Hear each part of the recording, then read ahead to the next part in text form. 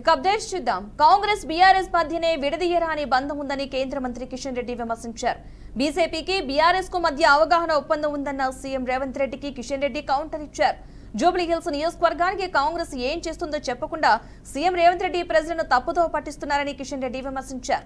జూబ్లీహిల్స్ ఉప ఎన్నిక ప్రచారంలో భాగంగా యూసఫ్గూడ డివిజన్ వెంకటగిరిలో ఆయన పాదయాత్ర నిర్వహించారు. ఈ సందర్భంగా ఆయన ఇంటింటికి వెళ్లి బీజేపీకి ఓటు వేయాల్సిందిగా ఓటర్లను అభ్యర్థించారు. కేంద్ర ప్రభుత్వ సంక్షేమ పథకాలు, చేస్తున్న అభివృద్ధి కార్యక్రమాలను వివరిస్తూ బీజేపీ అభ్యర్థి లంకల దీపక్ రెడ్డిని గెలిపించాలని కోరారు. బీజేపీకి బీఆర్ఎస్ కు మధ్య ఎలాంటి అవగాహన ఒప్పందం లేదని స్పష్టం చేశారు.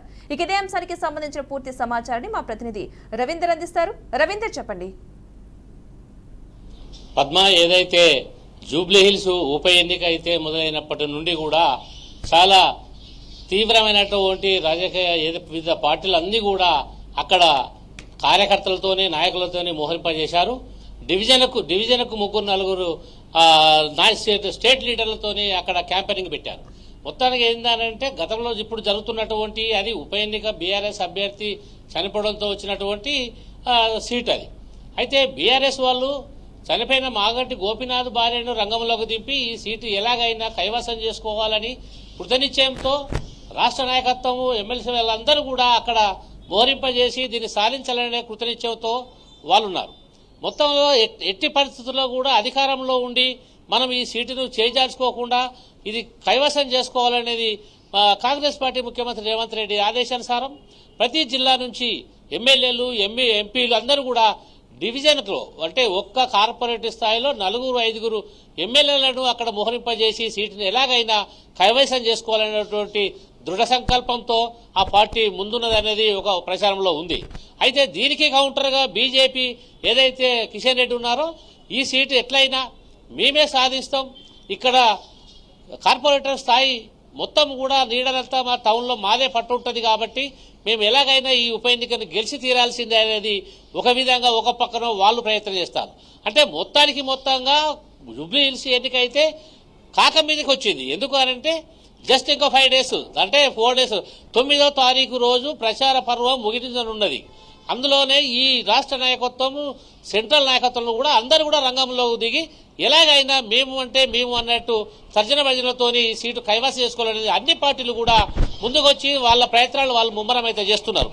9వ తారీఖు ఇది ఎండింగ్ ప్రచార పర్వం ముగుస్తున్న వెంటనే ఆ తర్వాత ఓటింగ్ ఉంటుంది కాబట్టి ఈ 4-5 daysలోనే మనం ఓటర్స్లను మన వైపు తిప్పుకోవడానికి సత్య ప్రచారమా అసత్య ప్రచారమా అనేది వాళ్ళకు వదిలేస్తే కనుక మొత్తం అయితే ప్రత్యారోపణలను అయితే ముమ్మరంగానే నడుస్తున్నటువంటి సందర్భం కొనసాగుతున్నది. మొత్తంగా ఎవరికి ఏ పార్టీకి ఆ పార్టీ అయితే ఛాలెంజింగ్గానే ఉన్నది. అక్కడ ఖచ్చితంగా కాంగ్రెస్ పార్టీ గెలవబోతున్నదని ఎంఐ వాళ్ళతో, ముస్లిం నాయకులతో ఎంఐఎం వాళ్ళతో క్రోడీకరించుకొని వాళ్ళతో సఖ్యత కలిగినట్టు కాంగ్రెస్ ప్రచారంలో ఉన్నది.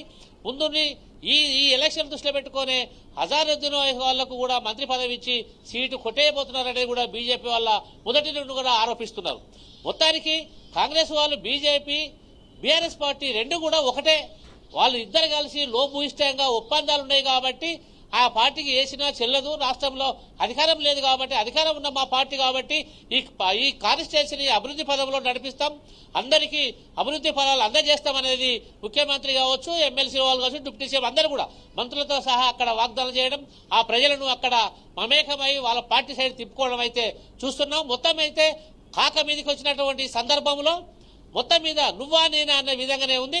రేపు జరగబోయే ఎలక్షన్లో రేపు ఎవరు గెలుస్తారు, ఎవరు ఏంది అనేది మాత్రం ఓట్లు తీర్పు విషయంగా, ఓటర్స్ తీర్పు చెప్పే విధంగా వీళ్ళైతే మమేకమై అయితే కాన్స్టిట్యూషన్లో ముమ్మర ప్రయత్నాలు అయితే చేస్తున్నారు. Padma, right, thank you Ravindra.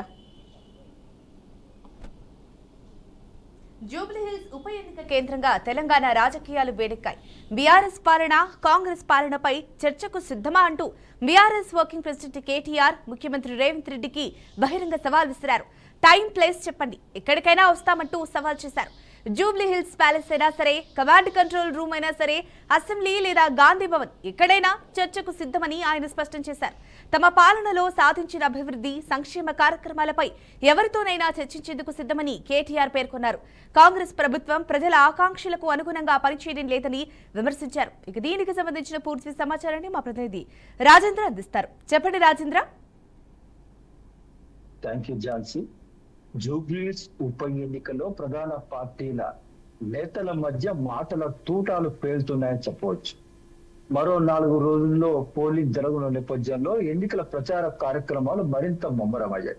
అయితే ఇప్పటికే పలు రకాల ప్రచార కార్యక్రమాలు ప్రధాన పార్టీల నేతలు నిర్వహిస్తున్నప్పటికీ ఆ డోస్ సరిపోవటం లేదని భావించిన క్రమంలోనే మాటల తూటాలతో రెచ్చగొట్టే ప్రసంగాలతో ప్రజలను ఆకట్టుకునే ప్రయత్నాలు చేస్తున్నట్టుగా కూడా అక్కడ పరిస్థితిని బట్టి మనకు స్పష్టంగా తెలుస్తా ఉంది.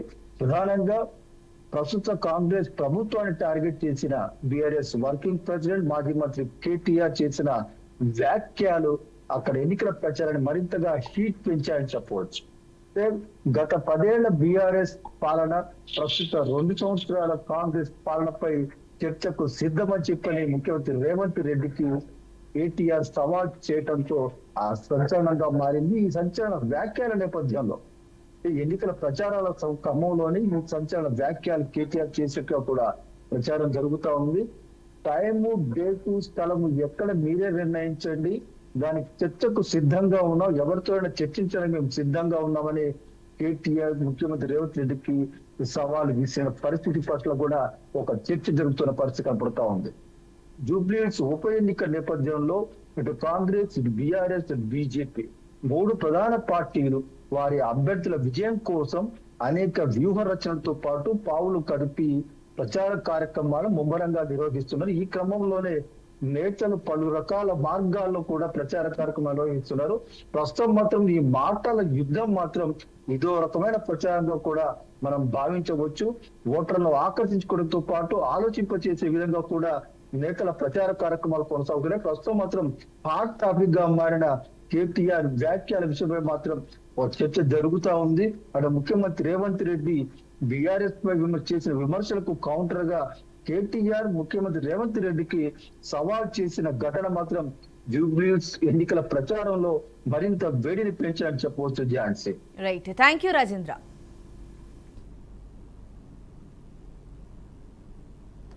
దివంగత నటి సౌందర్య, ఆమె తమ్ముడు దుర్మరణానికి ప్రముఖ సినీ నటుడు మంచు మోహన్ బాబాయ్ కారణమని సామాజిక కార్యకర్త ఎదురుగట్ల చిట్టిమల్లు సంచలన ఆరోపణలు చేశారు.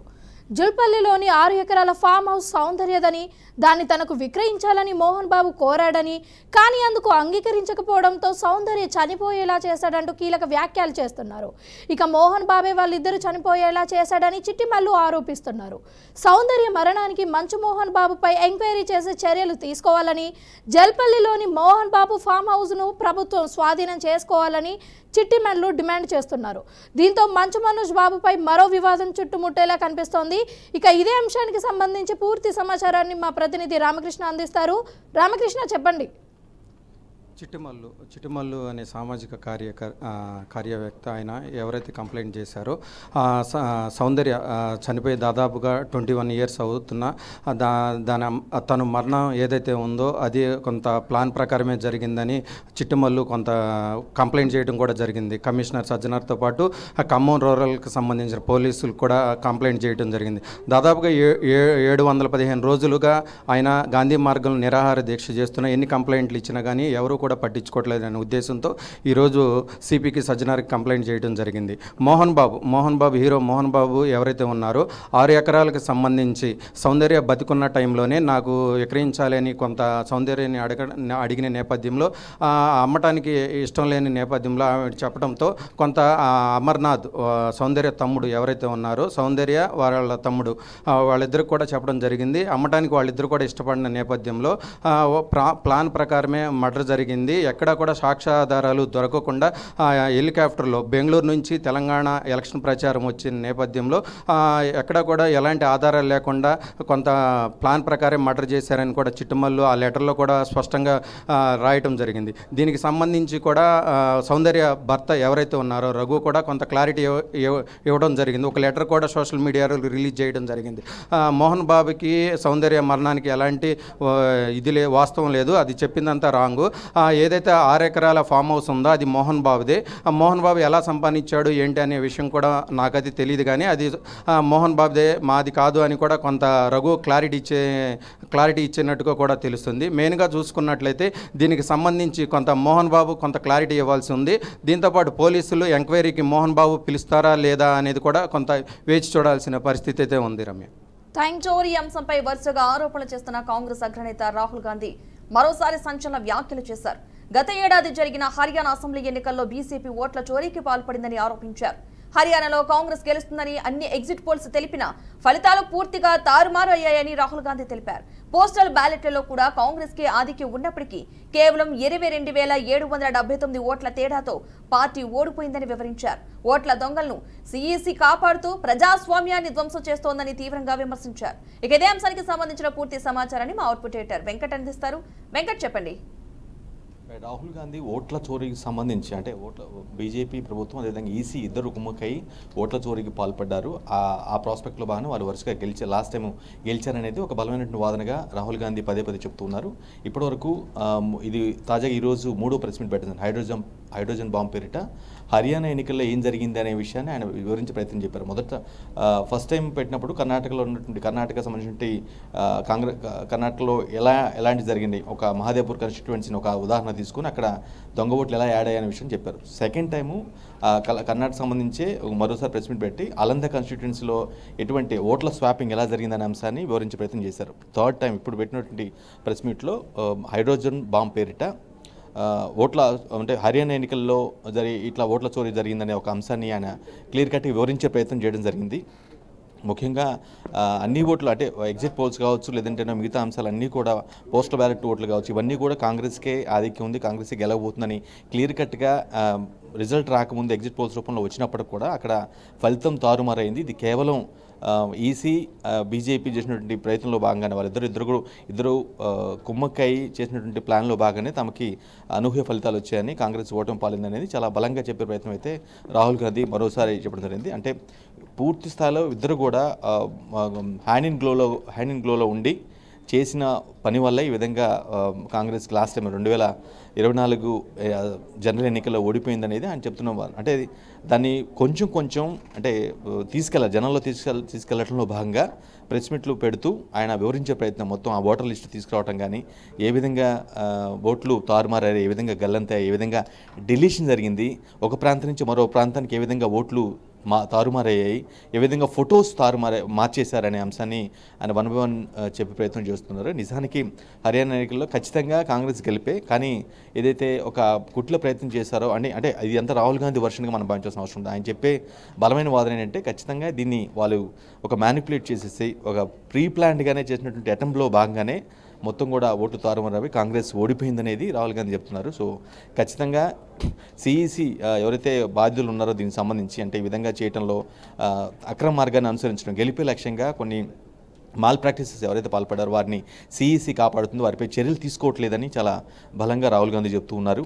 సో ఇదే అంశాన్ని మరికొన్ని అంటే గతంలో 2024లో ఎన్నికల్లో జరిగినటువంటి అంశాలు, ఎలాంటి అంశాలు ఏవైతే మాల్ ప్రాక్టీసెస్ ఉన్నాయో వాటికి సంబంధించి 1 by 1 మరింత ఇంకా క్లియర్ కట్గా వివరిస్తానని కూడా రాహుల్ గాంధీ చెప్తున్నారు. చాలా బలంగా చెప్తున్న పరిస్థితి కనిపిస్తుంది. సో ఓవరాల్గా ఆయన చెప్పిన వర్షన్ ప్రకారం అయితే క్లియర్ కట్గా అధికారంలో ఉన్నటువంటి థర్డ్ టైం అధికారంలో వచ్చినటువంటి బీజేపీ ప్రభుత్వం, అదేవిధంగా దాని సిఈసి, యాక్చువల్గా సిఈసి అనేది ఇండిపెండెంట్ బాడీగా మనం భావిస్తుంటాం, బట్ దాన్ని బీజేపీ కన్సర్న్లో నడుస్తుంది అనే ఒక అంశాన్ని బలంగా చెప్పే ప్రయత్నం చేయడం, అట్ ది సేమ్ టైం ఓట్లు ఏ విధంగా తారుమారాయి అనేది 3 దశలుగా చెప్తున్నారు. ఇప్పటివరకు వివరించడం జరిగింది. నెక్స్ట్ స్టెప్ కూడా చెప్తాను, క్లియర్ కట్గా ఎలా చేశారు, ఏ విధంగా మ్యానిపులేట్ చేశారు, ఏ విధంగా గెలిచారనే అంశాన్ని చాలా స్పష్టంగా వివరించే ప్రయత్నం అయితే చేస్తున్నారు. Padma. Right, thank you Venkat. AP రాష్ట్ర వ్యాప్తంగా ఏసీబీ అధికారులు దాడులు నిర్వహిస్తున్నారు. అవినీతిపై ఒక్కసారిగా ఉక్కుపాదం మోపారు. రిజిస్ట్రేషన్ ఆఫీసుకు వివిధ పనుల కోసం వచ్చే ప్రజల నుంచి ప్రభుత్వ కార్యాలయాల్లో పనిచేసే సిబ్బంది డబ్బులు వసూలు చేస్తూ అవినీతికి పాల్పడుతున్నారనే విమర్శలు వెల్లువెత్తుతుండటంతో అధికారులు చర్యలు చేపట్టారు. ఈ మేరకు రాష్ట్ర వ్యాప్తంగా 120 చోట్ల ఆకస్మిక తనిఖీలు చేపట్టారు. నంద్యాల, ప్రకాశం, అన్నమయ్య, అలాగే విశాఖ, విజయనగరం జిల్లాలో సబ్ రిజిస్ట్రార్ కార్యాలయాలపై ఏకకాలంలో ఏసీపీ దాడులు దాడులు చేపట్టారు. స్థలాల రిజిస్ట్రేషన్ కు సంబంధించిన పత్రాలపై సైతం పరిశీలించారు. కీలక డాక్యుమెంట్లను స్వాధీనం చేసుకున్నారు. అనధికారికంగా కార్యాలయాల్లో ఉన్న వ్యక్తులను గుర్తించారు. ప్రస్తుతం రాష్ట్ర వ్యాప్తంగా సోదాలు జరుగుతుండటంతో అవినీతి అధికారుల్లో గుబులు మొదలైనట్లు తెలుస్తోంది. దీనికి సంబంధించిన పూర్తి సమాచారాన్ని మా ఏపీ బ్యూరో చీఫ్ ఈశ్వర్ అందిస్తారు. చెప్పండి ఈశ్వర్.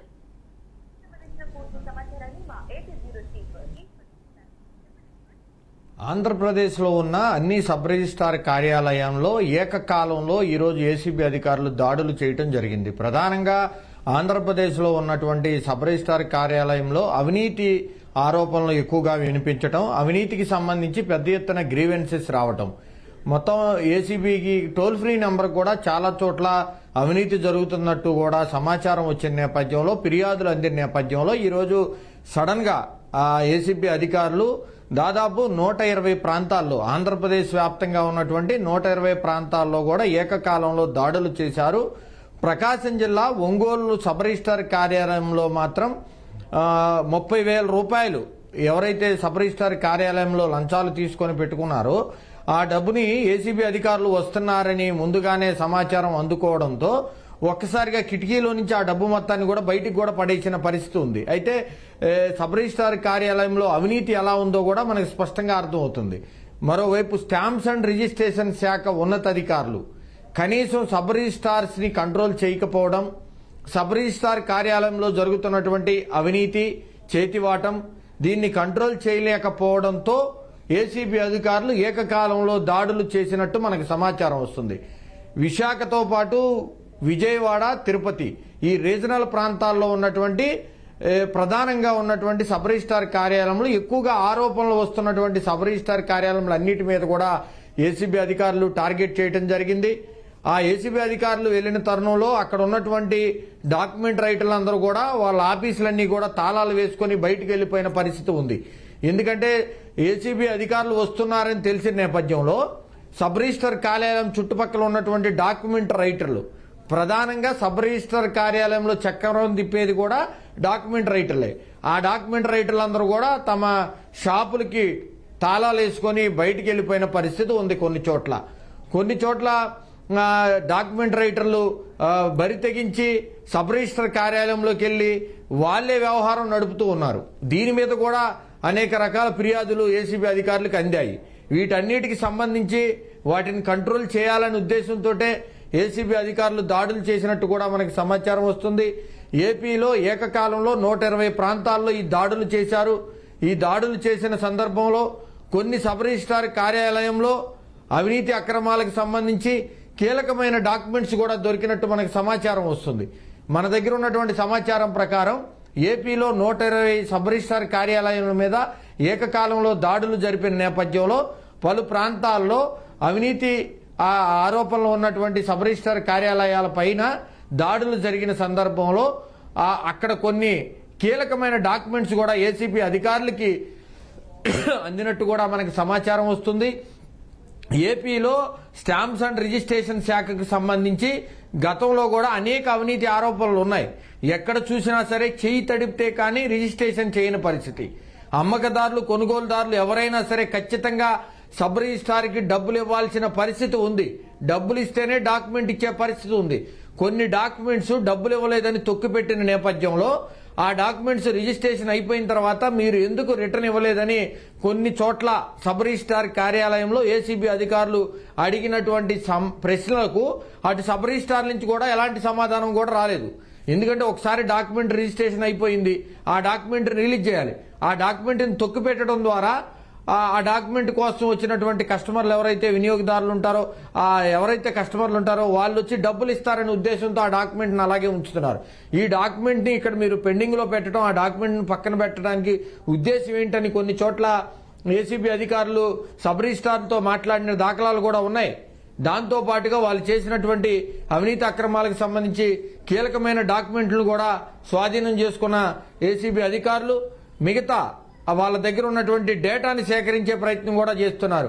ఎంత మేర వీళ్ళు అవినీతి అక్రమాలకు పాల్పడుతున్నారు, ఏ స్థాయిలో డబ్బులు ప్రజల దగ్గర నుంచి డిమాండ్ చేస్తున్నారు అనే దాని మీద లోతైన దర్యాప్తు కూడా ఈ రోజు ఏసీబీ అధికారులు ఏపీ వ్యాప్తంగా కూడా చేయడం జరిగింది. 120 సబ్ రిజిస్ట్రార్ కార్యాలయాలను ఎంచుకొని వాటికి ఏకకాలంలో ఒకేసారి దాడులు కూడా నిర్వహించి తనిఖీలు చేశారు.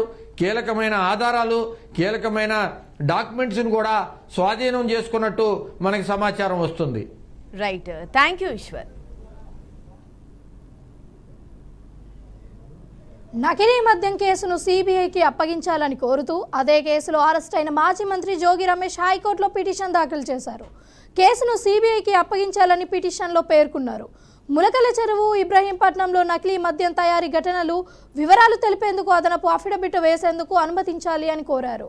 అయితే ఈ పిటిషన్పై విచారణకు ధర్మాసనం ఈ నెల 12కు వాయిదా వేసింది. ఇక ఇదే అంశంపై పూర్తి సమాచారాన్ని మా ప్రతినిధి రాజేష్ అందిస్తారు. రాజేష్, చెప్పండి. రమ్య, మద్యం కేసు విషయంలో జోగి రమేష్ చేసిన పిటిషన్ ని ఈ నెల 12కి హైకోర్టు విచారణకు ఆదేశించింది. అయితే పూర్తి స్థాయిలో చూసుకుంటే నకిలీ మద్యం కేసు విషయంలో చూసుకుంటే రాష్ట్ర వ్యాప్తంగా సంచలనం రేపించిన ఈ నకిలీ మద్యం కేసు విషయంలో జోగి రమేష్ పూర్తి స్థాయిలో ముద్దాయి అనేసి ఇప్పటికే అధికారులు కూడా పూర్తి స్థాయిలో చేశారు. అయితే జోగి రమేష్ చుట్టూ కూడా ఉచ్చు బిగించుకునే క్రమంలో ఈ సమయంలో జోగి రమేష్ హైకోర్టుని ఆశ్రయించడం పలువురిని ఆసక్తిగా చూపిస్తుంది. ఎందుకంటే ప్రధానంగా చూసుకుంటే దీంట్లో కర్మ క్రియ జోగి రమేష్ స్పష్టంగా అనుమానాలు వ్యక్తం చేస్తూ అదేవిధంగా కొన్ని ఆధారాలు చూపిస్తున్న క్రమంలో హైకోర్టును ఇబ్బంది పడే పరిస్థితి అందరూ తప్పుకొని అమాయకుల్ని ఈ కేసులో ఉంచడానికి మాత్రమే ఈ కేసులో జోగి తప్పించుకునే ప్రయత్నం చేస్తున్నారనే స్పష్టంగా కనబడుతుంది. అదే విధంగా తన నియోజకవర్గంలో తనను నమ్ముకున్న సొంత వ్యక్తులను కూడా కొంతమందిని ఈ మద్యం కుంభకోణం కేసులో పెట్టారు. దీంతో పాటుగా చూసుకుంటే సొంత పార్టీని కూడా పూర్తి స్థాయిలో సొంత పార్టీలోని సెకండ్, థర్డ్ గ్రేడ్ లీడర్లు కూడా విమర్శలు చేసే పరిస్థితి ఉంది జోగి రమేష్ మీద. అయితే సొంత పార్టీలోని అధినేత మాత్రం జోగి రమేష్ ఒక మాట అనకపోవడంతో అధినేత ప్రమేయం కూడా ఖచ్చితంగా ఈ లిక్కర్ మద్యం కేసులో, నకిలీ మద్యం కేసులో అధినేత పాత్ర కూడా ఉండవచ్చు అనే ఆలోచనలో కూడా కొంతమంది అధికారులు ఆ కోణంలో కూడా దీని మీద విచారణ జరుపుతున్నారు. అయితే పూర్తి స్థాయిలో చూసుకుంటే ఇప్పటి వరకు A1 నుంచి కేసు మొదలు పెడితే A30 దాకా వెళ్ళింది. మరో 20 మంది కూడా ఈ కేసులో ప్రమేయం అయి ఉండొచ్చు అనేసి పూర్తిగా స్పష్టంగా ఇప్పటికే అధికారులు స్పష్టం చేస్తారు. అధికారులు ఈ కేసులో పూర్తిగా తవ్వే కొద్ది 100 కొద్ది ఎక్కడి నుంచి ఒక పక్క నుంచి గోవా నుంచి కూడా ఈ ఏదైతే నకిలీ మద్యం ఉందో నాటే ఈజీ టు ఒక విజయవాడ కేంద్రంగా జరిగిందంటానికి లేకుండా పూర్తి స్థాయిలో గోవా నుంచి అసలుకి నకిలీ మద్యం తయారీని అక్కడ ఇంప్లిమెంట్ చేసిన విధానాన్ని, అదేవిధంగా ఇతర దేశాల నుంచి ఆ ఫార్ములాను తెచ్చుకోవటం, దీంతో పాటు ఇక్కడ ఏ విధంగా చేయాలి, ఏ విధంగా షాపులకు విక్రయించాలి, ప్రధానంగా ఈ అంశంలో మద్యం కుంభకోణం, నకిలీ మద్యం కేసు అనే మాటతోనే పోతుంది. కానీ అయితే ప్రధానంగా వాళ్ళ ఆలోచన ఆర్థిక వనరులు, ఆర్థిక లాభాలతో పాటు ప్రధానంగా ప్రస్తుత కూటమి ప్రభుత్వాన్ని భ్రష్టత్వం పట్టించాలి, కూటమి ప్రభుత్వం మీద నిందలు జల్లాలి, కూటమి ప్రభుత్వాన్ని ఇప్పటి వరకు ప్రజల్లోకి మంచి భావంతో ఏదైతే అనుకున్న విధంగా వెళ్తున్నారో వాళ్ళందరికీ ఏదో ఒక విధంగా అపవాదు అరికట్టాలి, ఏదైతే అపవాదుని ఆపాదించే విధంగా పూర్తి స్థాయిలో ఈ నకిలీ మద్యం కేసుని తయారు చేశారు. అయితే ఇందుకు సంబంధించి ఒక జోగి రమేష్ అని మనం ఇప్పటి వరకు అనుకుంటున్నాం. కానీ రాను రాను విచారణ మరికొంత లోతుగా జరిపే క్రమంలో అధినేత ఏదైతే వైసీపీ అధినేత ఉన్నారో ఆ అధినేత పేరు కూడా బయటకు వచ్చే అవకాశం కనబడుతుంది అన్నట్టు సొంతగా జోగి రమేష్ అనుచరుల్లోనే చర్చలు కూడా ఆ నియోజకవర్గంలో జరుగుతుంతో పాటు పూర్తి స్థాయిలో ఈ క్రమంలో కూడా పిటిషన్ వేయడంతో హైకోర్టును ఆశ్రయించడంతో పలువురు ఈ కేసులో నుంచి తప్పించుకునే ప్రయత్నం చేస్తున్నారు, అమాయకుల్ని ఇరికించే ప్రయత్నం చేస్తున్నారని విమర్శలు కూడా వినిపిస్తున్నాయి. Ramya, right, thank you Sivarajesh. ఇవి 6 updates. మరిన్ని అప్డేట్స్ కోసం చూస్తూనే ఉండండి BRK న్యూస్, తెలుగుడి సత్తా.